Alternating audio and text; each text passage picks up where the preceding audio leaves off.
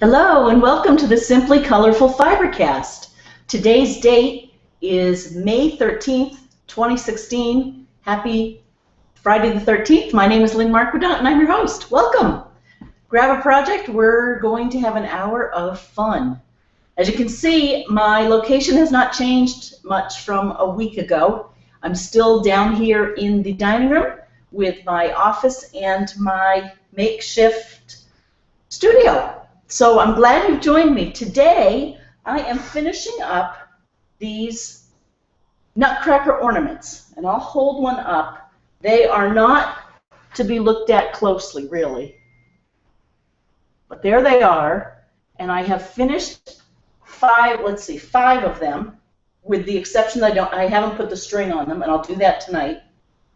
So I've done 5, and I have 3 more to finish. And then we can officially call this UFO done, which I love. So, bear with me. I know it's not exciting like a new quilt, but it's what I'm doing, and that's what FiberCast is all about, right?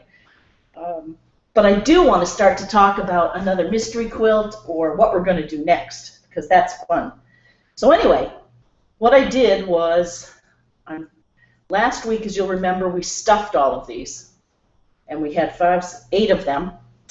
And then after I left you, I actually glued on pieces for the top, for his head and his belt. And then I started to make, the originals had stuffed arms, and they're very nice. This is based on a tilde pattern.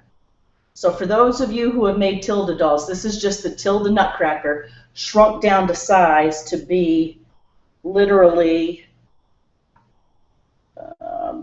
1, 2, 3, 4, 5.5 inches tall. And I did it, if you'll remember, with the ballerina. And they do look pretty on the tree, on the Christmas tree. So, now instead of stuffing the arms at this little juncture, which I started to do here, I started to take my 2 pieces of the fabric, remember, the fabric that is his top, and then his hands, and I started to sew little arms, and then I thought, for what this is for, I'm not going to go through all of that. I'm going to save that for something else. And I literally have made the arms out of pipe cleaners. Oh, and you're out there. Oh, and I forgot. No, I think I have my phone here. But my phone's in the other room. I have my texts go to both places. So the phone's in the other room dinging, and I have my iPad here. So thank you to those of you who are out there. I'm going to check in on you in 1 second.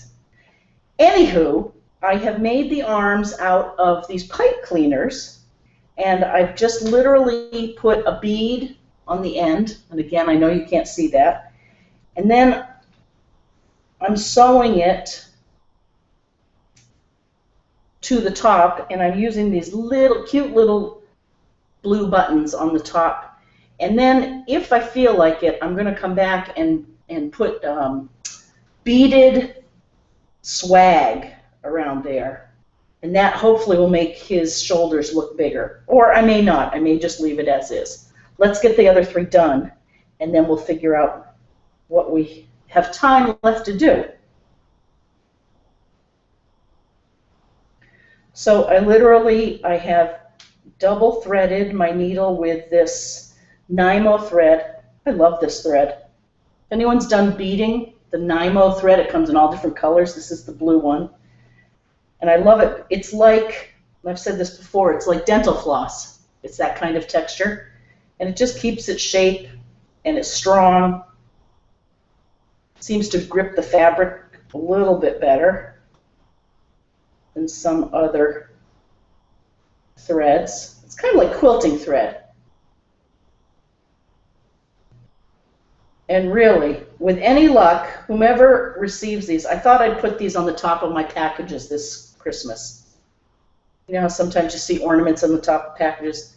I hope they put these ornaments on the back, because they really, on the back of the tree, and very high up so people don't see them very closely, because they're rudimentary at best.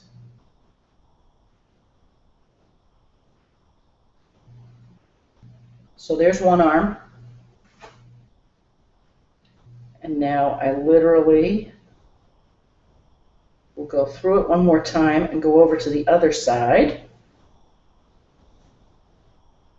Tack that down and put this other one. I bent over the top, and then I do it at a 90-degree angle to create that shoulder. And again, it's not a beautiful construction. I almost want to put a bead underneath the shoulder, but it does the job. We're really sculpting, right? We're sculpting with fabric, and I'm still loving making these dolls. So, and like I always say, I would never have gotten this much done if we had not had FiberCast. Every Friday night, it's not training, it's not teaching, it's not, sometimes we do mystery quilts together, which is really fun, and like I say, we have to do more of. But FiberCast just really is all about all of us checking in, seeing how our week went, and working on whatever project we might have. And that project, it could be a king-size quilt, it could be macrame, it could be crochet, knitting, or it could simply be sitting on the couch after a long week of work or obligations and literally reading your iPad while you listen to FiberCast.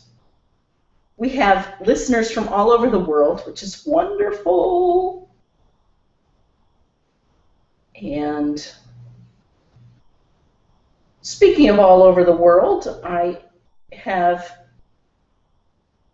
been to different parts of the world since we were last here, not very far. And I have plans to go to 4 more places between now and the end of June. So that's solidified. Okay, so I've sewn on the button. Going back over to the original side. I'm going to pick up another button. And it's a dark blue one, so it really makes a statement. Again, that contrast, right? It's like painting or drawing or what we talk about on our quilts. The more contrast, the better. So where to begin to catch you up? And then I really want to see your pictures and hear what you've been doing for this spring week. Spring has sprung here. The allergies are terrible. They continue to be terrible. But we're making through. It has been beautiful here for the last couple of days, and don't you know, now it's raining again. But since we saw you last, we had Mother's Day.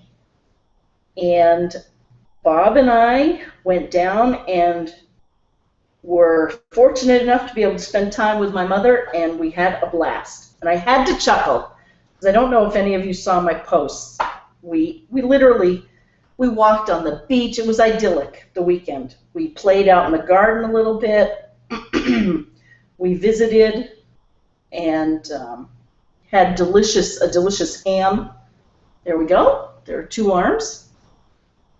I'm just going to keep doing the rest of the arms. And then it was idyllic. It was really good. And we came home Sunday night because we both had busy weeks here to work.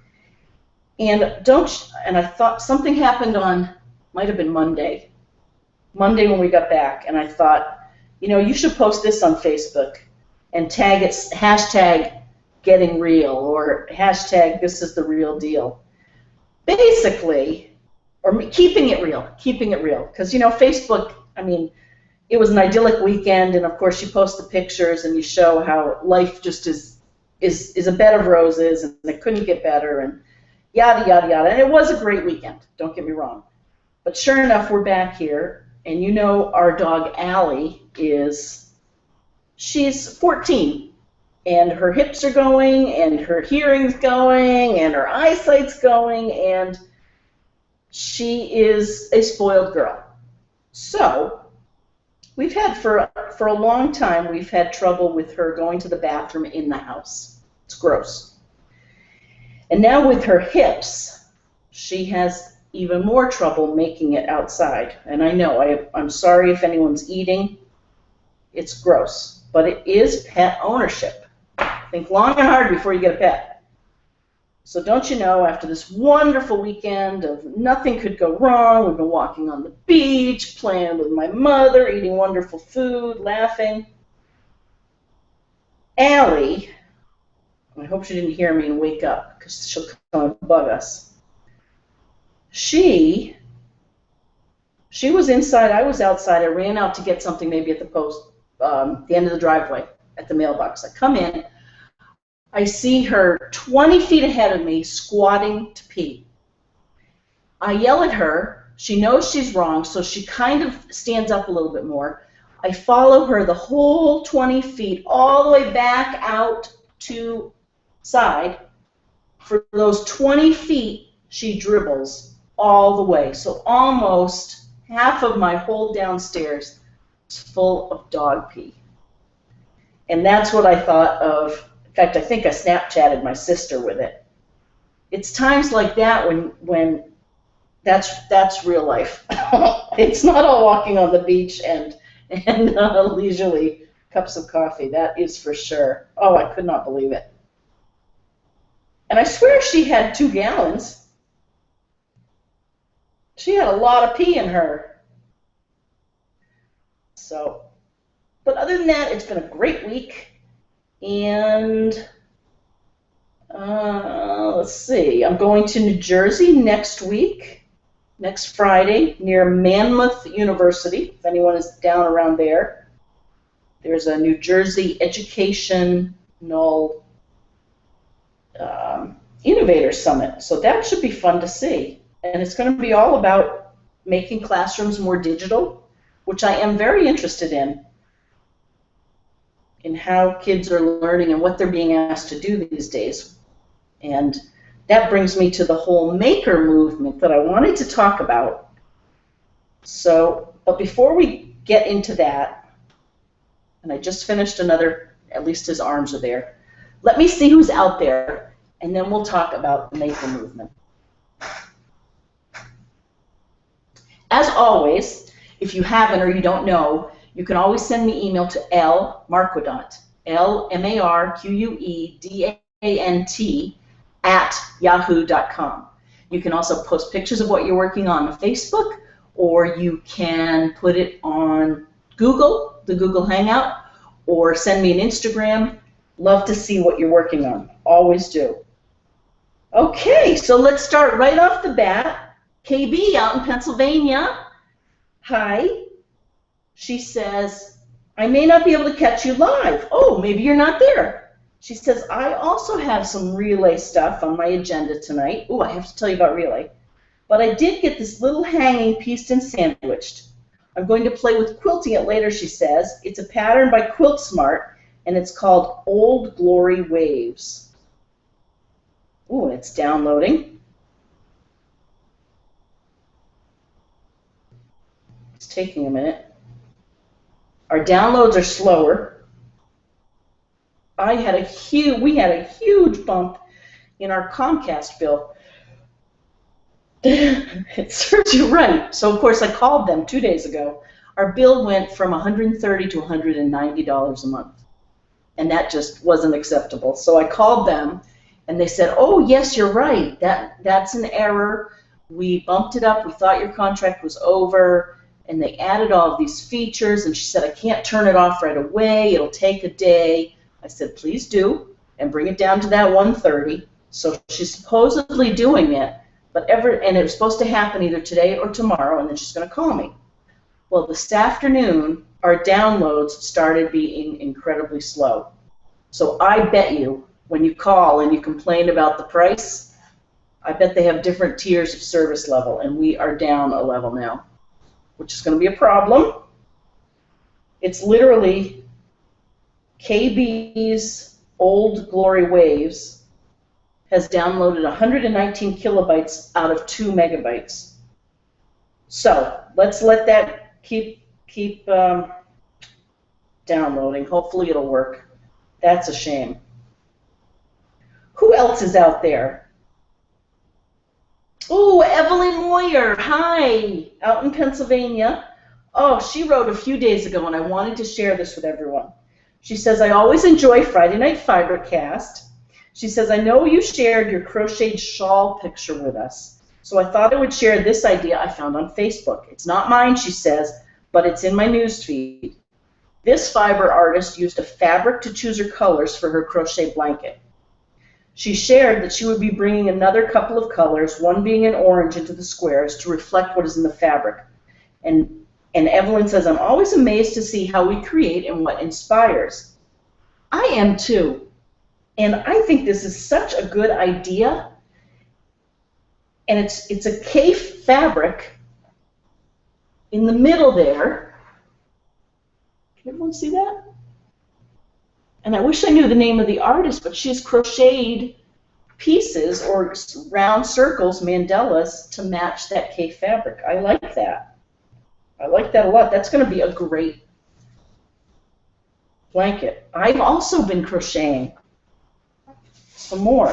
Here, I wanted to show you this since we're talking about crocheting. So you know the vintage pot holders that have holes in them, and I don't know how they could possibly keep your hands from burning. But I made that one. It's not done. You see that? I'm making it with this crochet thread, Aunt Lydia's Fashion 3, size 3, mercerized cotton. And it's literally, it looks big right now. It's going to be a pot holder. The back will be really crocheted very tightly. And then I'll sew it all together and I'll do another pretty edge. And then I throw it in the washing machine. And it shrinks up maybe 10%, and then I'll dry it flat, and I don't know what we'll do with it, but it is fun to do, and it's so easy. So I wanted to show you that. Thank you, Evelyn, for sending the crochet picture. Who else is out there? Pam! Pam at Talk Talk. Hi. Hi from Lancashire, she says. Just wanted to say how great it was to see your doll-making friends. Looked like you were having a fun-filled weekend. We were. She says, I must say you are all very talented ladies. I have just come back from a 5-day break in the lakes. It was great. The weather was lovely and warm, and the colors of the rhododendrons was just spectacular. Oh, it sounds it. I bet it's beautiful. She says, now I'm hoping to get back into my sewing before going off to Southern Ireland in June. Ooh, that sounds lovely, too. Sounds green. Thought you might like to see a picture of the Tilda polar bear I made when I was in Blackpool with my friends for our sewing week.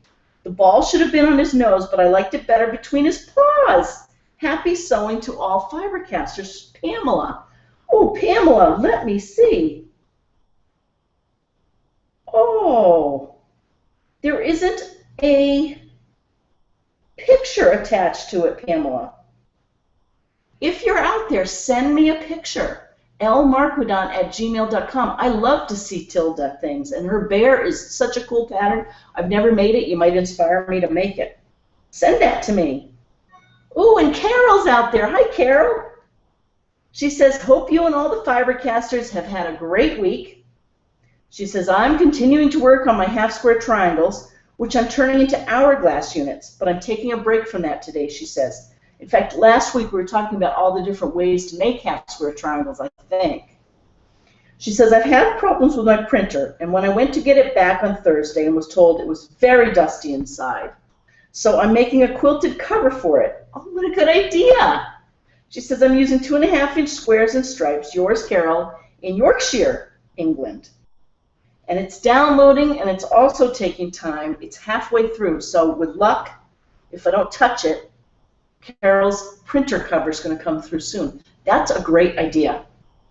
That is really good. You'll see, I don't know if you can see this, but up here, these are some dolls. They're in plastic bags. Dust is a problem.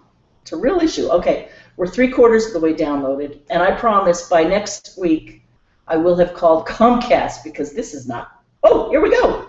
It appeared. Oh, I love it. Look at you. Look at that, everyone.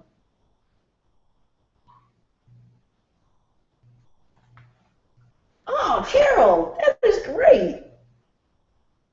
Do I see a Liberty of London print in there? I love your prints. Well, very good.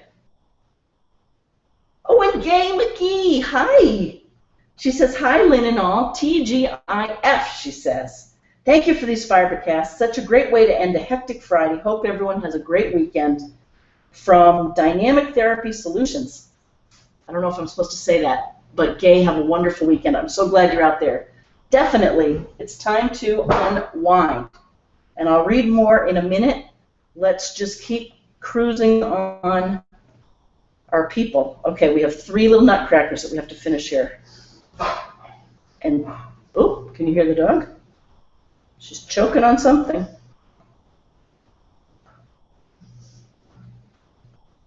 Okay.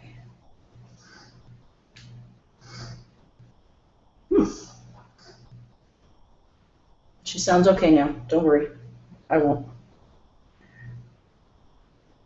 I just had something flash through my head. I thought, uh-oh, if it really sounds like she's struggling, how am I going to get from here over to the couch and still do FiberCast? Because you know she's on the couch. Heaven forbid that dog has to sleep on the floor. Why would she do that? That's where she pees. Oh, my goodness. In fact, she got loose yet again just yesterday. She was outside for half a minute, and Bob was maybe bringing the trash to the curb. She took off. Our neighbors are so great. We have the best neighbors in the world. Bridget, our neighbor, was in the middle of eating dinner, and they saw Allie out back, and she stopped her dinner, went and got the dog, and brought the dog back to us. So nice. Okay, we're cranking here. I want to get these done because I have a few more things to do on my dolls here. You can see I've worked on her a little bit more. My 30s doll, she has shorter hair. Still might even be shorter. And she has a new necklace. And I want to work on her feet and her stance so that she stands better. She doesn't stand very well. It's awfully hard to show off your doll when they don't stand up.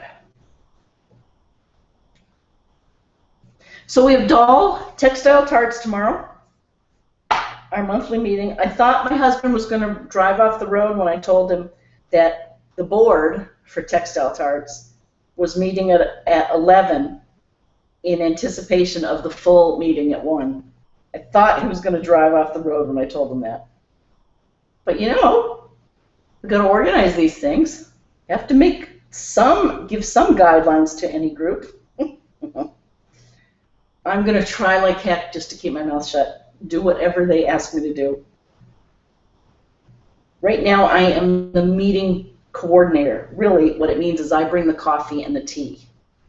And that's the least I can do. I feel so privileged to be with this group of artists. They come in from really all parts of Massachusetts and New Hampshire. We had one woman from Maine come down for a workshop. It's like a New England chapter of doll artisans. Cracks me up. So what else can I tell you? So hopefully everyone had a nice Mother's Day. And it was beautiful where you are. Hopefully it's either spring or heading into fall if you're down under. And let's see.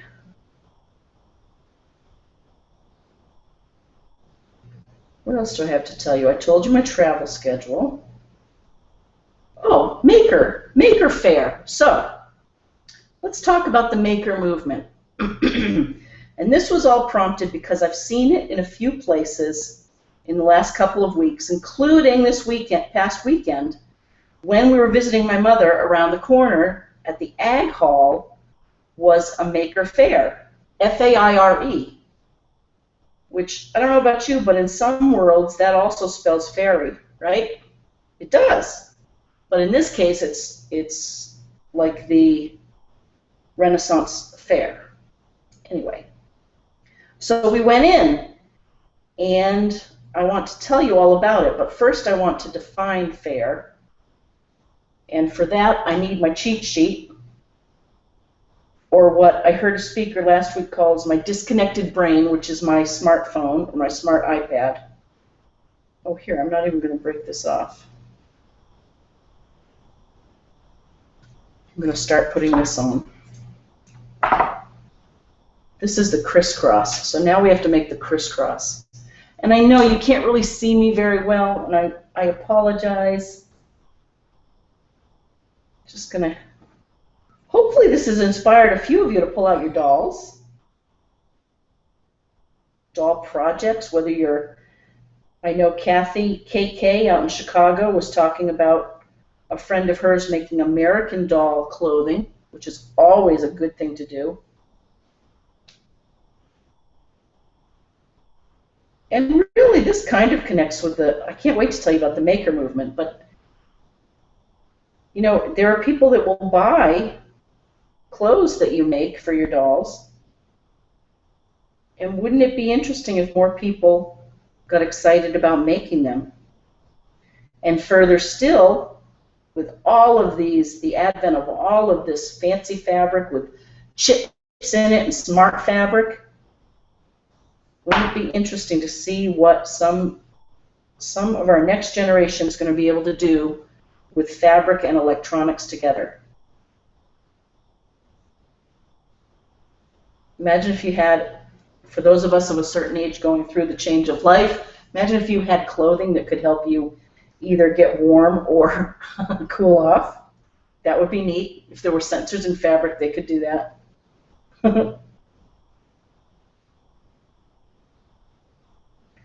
Okay, let me finish this one, and then I'm going to go read you parts of a Time magazine article that I found from 2014. So it's a few years old even.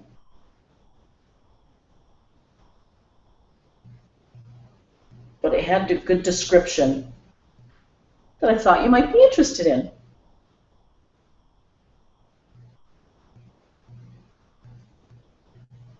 Okay, so there's one side.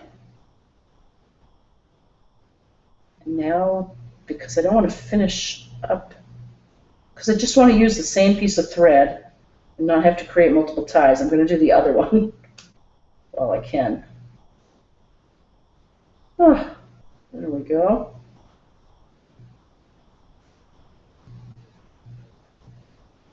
So I'm basically sticking that ribbon underneath his belt. Oh, it just came out.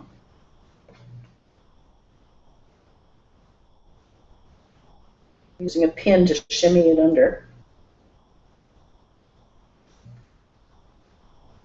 Okay.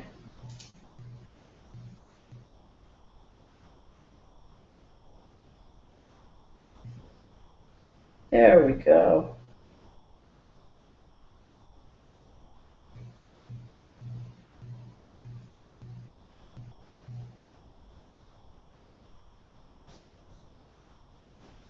Okay, one more, and then I promise I'll tell you about Maker. Talk about tease, my goodness. I didn't mean to do that.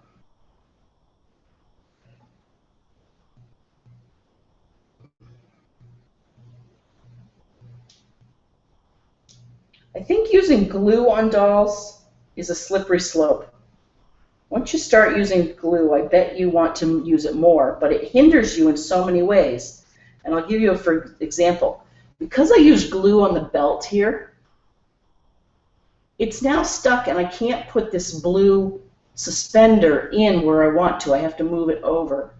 Now if I'd sewn it, it would be much more malleable. It wouldn't be all crusty and hard, but from the glue, and I could move the blue right to where I want it. So I think my rule of thumb for now anyway is going to be to try to limit the amount of glue I use, because it really does, it snowballs. It limits what you can do with other parts of the doll. Okay, so I knotted it, I pulled it through.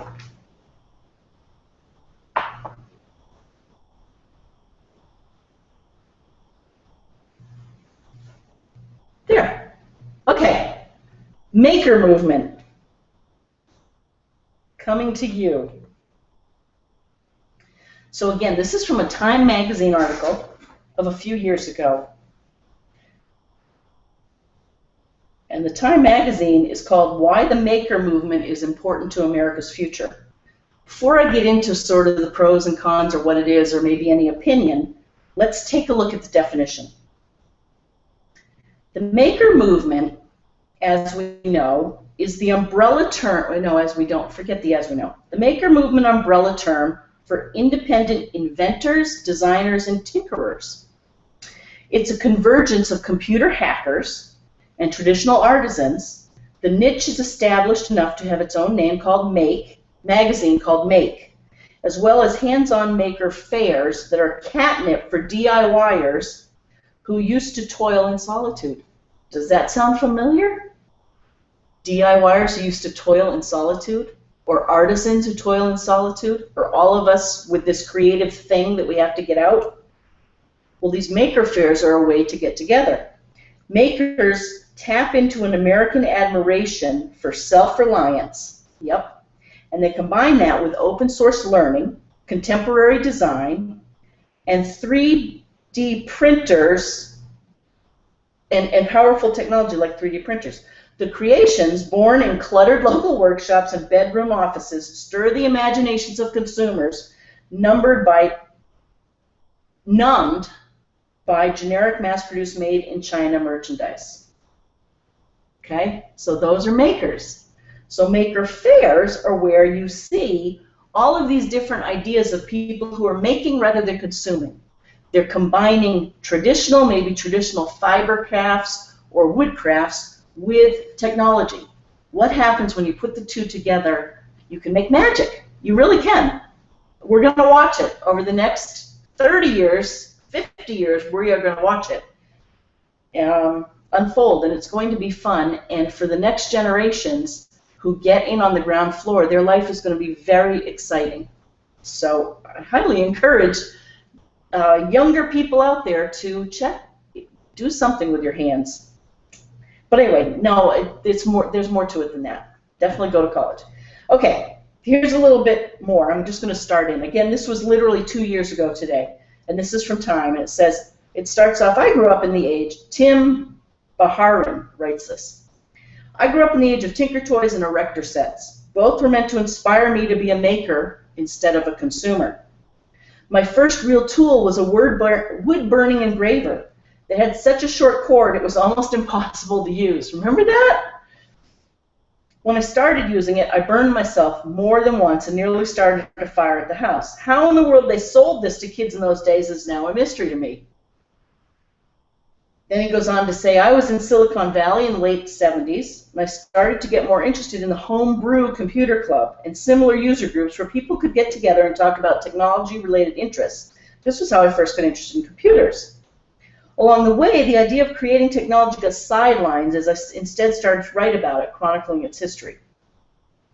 This led me eventually to become a computer research analyst instead of an engineer. That was probably a good thing, he says, since I love to take things apart, but had very little interest in putting them back together. I can relate to that. And I would have been a lousy programmer or a tech designer, but this did allow me to watch the birth of the tech industry close up, witnessing how it developed and has impacted our world over the last 35 years. Fast forward to today, he says, and I'm very excited about the maker movement. The more I look into it, the more I believe that it's very important to America's future. It has the potential to turn more and more people into makers instead of just consumers, and I know from history that when you give makers the right tools and inspiration, they have the potential to change the world. And he goes on to talk about going to a maker fair. And there are 8 big ones across the country, including this one in San Mateo County, but that's where I want to tell you about the one we went to last Saturday on the vineyard. It was literally in the agricultural hall, and literally when we walked in, the first exhibit that caught my eye was the high school on the island has literally put little sensors around the school to detect temperature, noise. I think those were the only 2 that I saw, but maybe wetness was another one. And they're all over the school, and they're sending out data, little pings of data to say, it's 70 degrees here, it's 68 degrees here, it's 62. Thermostats have been doing this for years. This is what the whole Nest thing is that you hear, and how on your phone you're actually able to change the temperature of your home because it's through the internet. The sensors that are in your home are sending the information to your smartphone. That's what this whole maker movement, part of it is about. There's another part too. Anyway, the high school had taught the kids how to program an application that could make sense of all of that data coming from sensors in the high school. Isn't that amazing? High school kids are doing that kind of programming. That was one example at the Maker Faire. On the other extreme, down at the end, there were quilters. They were literally making hexie quilts by hand, sitting around a table, just showing what it's like to sit there and create together. At the other end, definitely caught my mother's eye, there were piles of Legos. Piles! And these weren't just your regular blocks. They had every shape and conceivable mechanical interaction. Wheels, there were probably motors in that pile I didn't see. And they had a long runway that you could make cars on, or whatever you wanted to make, out of the logo, and you could run it down there. Now, of course, imagine adding a chip, a sensor, a computer into that logo. Imagine the things you can do. In fact, my friend Sarah was telling me, she took a class about how to make doll molds. And she literally said you made the square box into which you pour the silicone to create the mold out of Legos. It creates an airtight sealing box that you can create the mold in. That doesn't combine technology, but it's a way to use and make something.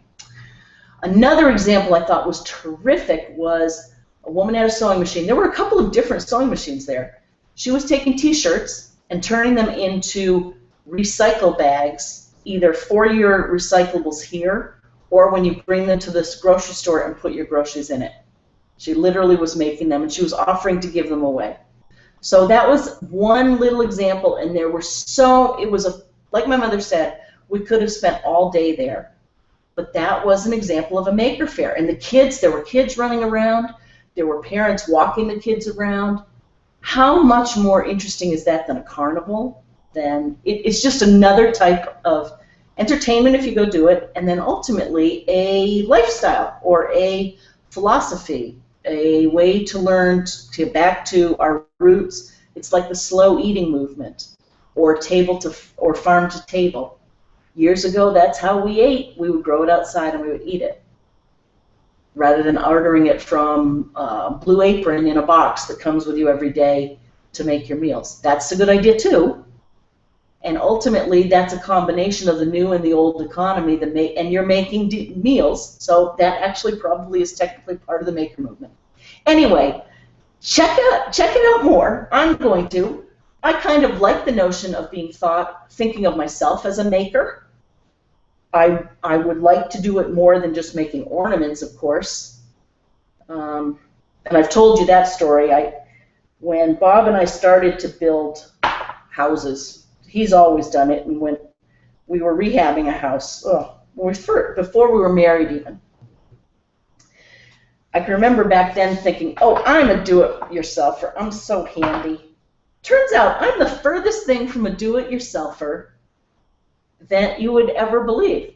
And I suspect my mother and sister are laughing right now because it's so true. I just am so out of practice of fixing anything. Although I must say, I mowed the lawn yesterday, day before, and the lug nut, the bolt from one of the handles of the lawnmower fell off. And I found them both, and I put it back on. I was pretty proud of myself. It was loose, and it shimmied its way off. Of course, I didn't use tools to turn it back on, so it'll shimmy itself off again. In fact, yesterday's shimmying off was not its first time shimmying off. I admire people who are good at fixing things or building things or doing it yourself, because clearly I talk a big game, and I certainly bother my husband, Bob, enough about everything that needs to be done. In the end, I'm not very good at that. So, I'm trying to get better. like, one thing I want to do, this is such a random thought. I want to clean out the drain or the water valves coming into my washing machine. They're clear, they must be stuck up with sediment because the water runs in too slowly. Oh, I'm running into the glue issue again. Glue is not good.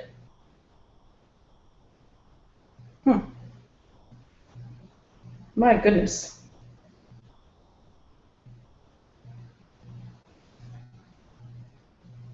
Here we go.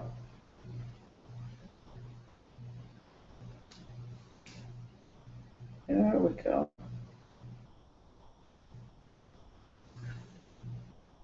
Okay, I'm just going to sew that in.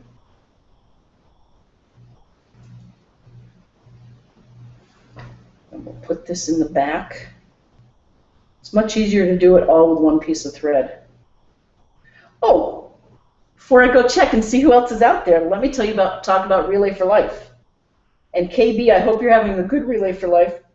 I think, as you may have heard in past years, I've talked about how my sister has been very involved in Relay. She's done the whole, she's run it several years in a row. She has raised thousands of dollars for the Cancer Society, and I don't think she's as involved now, but she must be up there tonight. And they go till midnight, I believe, rather than all night. Here in our town, they're still sleeping there all night. In fact, my friend Chris, with whom Jean was having a contest last week about how many times I would say their names, and had me laughing. I saw Jean up there. I went up to Relay for Life here in Hopkinton before we started FiberCast with Bob to see our niece, who was doing a hair cut-a-thon to send hair for wigs for cancer patients. It was they had 29 girls and women, who were there to have their hair cut, and they have to have at least 8 inches of hair to cut off. So it was a very big deal, and we went and we saw it. We watched. Michaela and Callie were doing a great job of running it. And I was going to tell you something else. Oh, and when we were there, we saw Chris's daughter, Abby, and Abby informed us that Chris is going to go up there at midnight and do her chaperoning from midnight to 6 or whenever. So Chris, if you're out there, good luck. I remember the year we did it several years ago. And I think you made it through the night. I know I did not. I fell asleep in the tent, and then probably at like 3 o'clock I crawled into my car and drove home. Okay, one more. We just have to put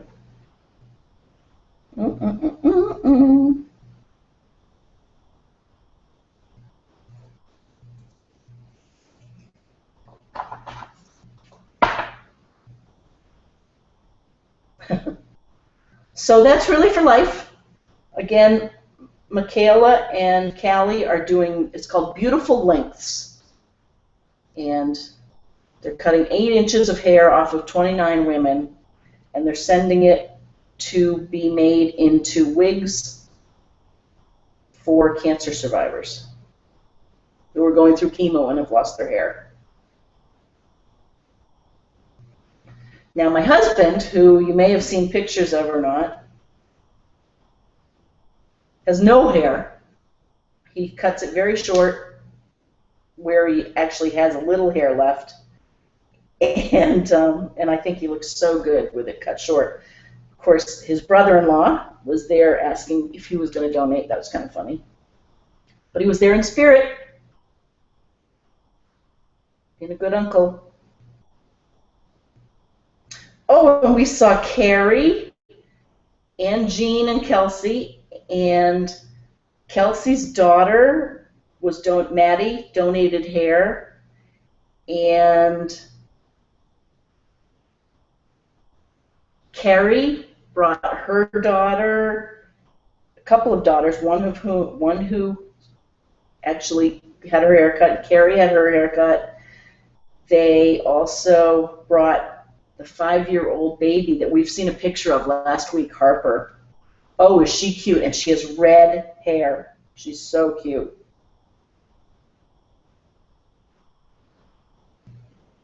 So that was a good time. And now the field, they're walking around the field in the rain right now up at our high school.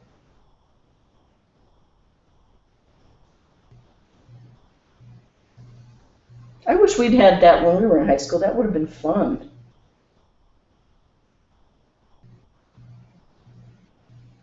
You should have seen the myriad of tents that were up there. You had the super prepared, and then those people who were winging it. And probably depending on what was going on in my life, I could be in both camps. But, no pun intended. But there was one set, literally they had a multi-room tent underneath a canopy. So if it rained, it would go on the canopy and off, and there's no way they were getting wet in that tent. And there were 2 fathers standing out front. They were pretty proud of that tent. And then others just literally had blankets on the ground. And I can't imagine they were staying over with just blankets. So it's exciting. And they usually have the survivor walk where all the cancer survivors. The idea behind Relay for Life, for those of you who may not have heard, is someone is walking around the track at all times for 24 hours as in solidarity or as a way to raise money. I think you can pledge by mile and raise money for cancer research.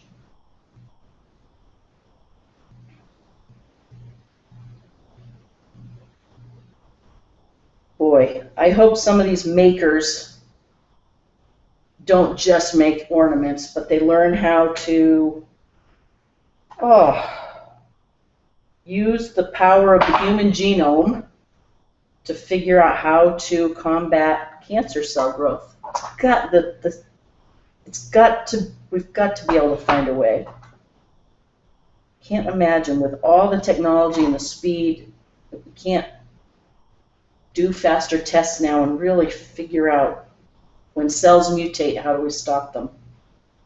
All right, there we go.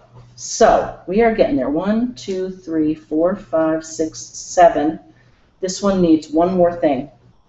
But first, let me see who else is out there. See how we're doing. It's amazing how much time these dolls take. Who else is out there? Oh, Crystal, hi! Crystal says, my daughter Olivia with her fox quilt. Oh my goodness. She says, hi Lynn, hope you are well, watching you live now. Hi. Olivia just loves her fox quilt that Mom and I made for her birthday. Now it's time to get back into some Dear Jane and finishing off some other quilts that have been sitting and waiting for me, Crystal. Oh, remember last week, everyone, how we saw, look at that. You're probably seeing how dirty my screen is. Oh, that's wonderful. And she's right near the fox that has the glasses on. I love that. Ooh, she got painted like a fox. That's wonderful. Ding! Must be Maureen in Pennsylvania. I had to check. I had to look at the end. She says, ding, I'm working on a UFO, a wall hanging, due at our quilt guild on Wednesday. Will you go, girl? Excellent. Ding, says Wendy. Hi, ding. Wendy sends some lovely pictures. She says, hi, Lynn and everyone out there. I'm watching you live. Yay. I've sent 2 photos of my new fabrics for my Dear Jane. I've decided I didn't like the rainbow colorway I was doing. I hear you. Sometimes I start a quilt and I just don't like it either. So I'm starting again, and I know that just sounds ridiculous, but I love vintage. Not at all. And what you've already done won't go to waste. Don't throw them out. Just put them in a box. They'll jazz you at some point in the future. She says, now I'm really excited to start properly. The fabrics have something to do with the Quilt Museum in Texas, so it says on the salvage. Do you like them? Yes, I do. I like them very much, and I'll show them to everyone. They look really good. I think Crystal is sending you a photo of Olivia, my granddaughter, on her fox quilt. She loved it. Aw, and she did. And you just saw her. So we are busy sewing lately, which is such a treat for us. It's actually getting a bit cooler here in Queensland, finally, so now I can get back into my gardening. She says, love your dolls and thoroughly enjoying FiberCast as usual. She says, thank you. Have a great weekend, everyone. Wendy in Australia. Well, thank you. What a nice letter. And I do love those colors. They look Civil War-ish for here in the United States, like from the late 1800s, which is when Jane Stickle made her, they think she made her quilt. So I think that'll be perfect. Really like that. And you have your book. Yay! Angela! Hi, Angela! Oh, look at this. Under my needle, says Angela. Oh, that's wonderful. A combination of Sunbonnet Sue and a double Irish chain or single Irish chain. Look at that. And it's in 1930s fabric, too. Oh, and I like what you did with the bonnets. They're real ribbon. I like that a lot. She says, hi, Lynn. Haven't been able to watch live for a while. Glad I caught you today. Me too. Hi. I have a lot going on here, and finding time to do much of anything isn't easy. Ooh, it is a busy time. In fact, we're talking to my mother. We have more graduations and weddings coming up than we have had in years. She says, when I do find time to get to sew, I'm working on this Sunbonnet Sue for my mother. I was trying to get it done for Mother's Day, Angela says. No such luck, but hopefully soon. Just have to blanket stitch around the flowers, then to have time to quilt it. So glad I caught you today. You always put me in a good mood with your stories and your upbeat attitude. Keep up the good work, says Angela in Spring Hill, Florida. Oh, thank you, Angela. I'm glad you're here. I would not get done what we get done here on FiberCast if we didn't do this. So thank you for being here, too. It works. Hey, Marquet! We get to say hi, and I'm going to share both this. Oh, your picture. I'm so glad to see your email. She says, happy Friday the 13th, Lynn, and to all of the FiberCast members. She says, well, I have been sewing on this on and off today, trying to get it finished, and I don't like too much more, just the outside edges. And I don't like too much more. There might be a misspelling here. I would have been finished if I hadn't sit down to eat lunch and watch Andy Griffith on TV. Andy Griffith will get you every time. After I ate, the next thing I knew, snoring, she says. That's funny. I got a phone call to come out and visit. I have some siblings in visiting with Mom, and they're wanting to have a cookout. And as soon as I finish this, I will post a proper picture. It's not perfect, she says. A little puckered in places, but I think it's cute. Oh, it's very cute. Very cute. I can't wait to show everyone. She says, so far I'm on my 3rd spool of thread, whoa, and 4 bobbin refills. Oh my, I cannot believe how much thread this little lap quilt has used. Not sure if I will ever get a queen-size quilt like this one made or not, but I have certainly learned what to do and what not to do on this one. This is her denim quilt, everyone. Well, I hope everyone has a safe and happy Friday the 13th evening, and I hope it will be filled with doing something that makes you happy. Happy sewing, Marquet. And now, without further ado, I have to show you how far she has gotten on that. It's looking great. You're so close. I love how you combine the different denims. I know you were talking about using one type of denim, but I love the movement of the multiple different denims. So I'm so glad you're there, Marquet. And I'm glad I saw this before the end of the show. I think last week. Oh, Ginger Rose also wrote. Ginger, thank you for the recipe. She sent a recipe for Italian cream cake. Here we go. All right. Marquet last week, right after I signed off, she said, here's my Dutchman's puzzle block. And I think it's just beautiful. She bought herself a Mother's Day gift and some fabric. So here's the fabric. And then if we scroll down, take a look at how sweet that is. My sister Karen will love that. Dutchman's puzzle. It's very nice. I like it a lot. And look at your points are perfect. Okay, so hopefully I haven't missed anyone. If I did, hello. And let's see, how are we doing? Okay, we have literally 3 minutes. Well, I'm going to show you, I'm probably not going to finish all these, but I will as soon as we hang up. I wanted to do this. Let me start hanging them. In our last few minutes of this episode, just Maureen in Pennsylvania, I'm so glad you're working on your UFOs. Everyone, try to follow along that all-people quilt process, whereby in January they actually created a downloadable piece of paper where you can actually commit to yourself. No one else in the world has to see it. But identify some projects that aren't finished, that only will take a few more hours. Imagine how good you're going to feel when it's done. These things, let's see, it's May. These have been waiting to be finished since November. That's a half a year, and that's a half a year too long.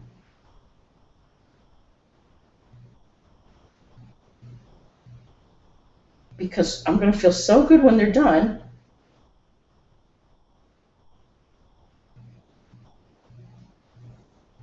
And now that I know how to crochet, who knows what I'll be able to do with. It would be nice if I could crochet a top for this, but for right now I'm just using plain thread. I'm sure there's a better way. You guys could show me how to do it. But I'm basically going to tie this in a knot here. I use the darker thread so that it doesn't show on the tree. And if I were going to use this on a white tree, I would use a white thread. But I've not gotten to the point where I have a white tree yet. They look fun. Martha Stewart makes them look amazing. Oh, and let's see. Let's put 2 eyes here. And try to pick a pen that won't run. Good luck with that. It will have to be something. Let's do white first.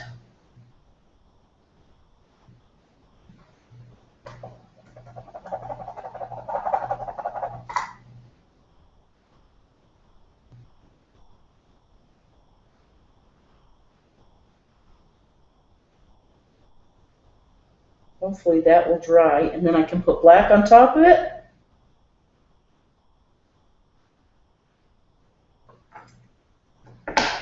See, what I don't want is for the black to bleed. But that's okay.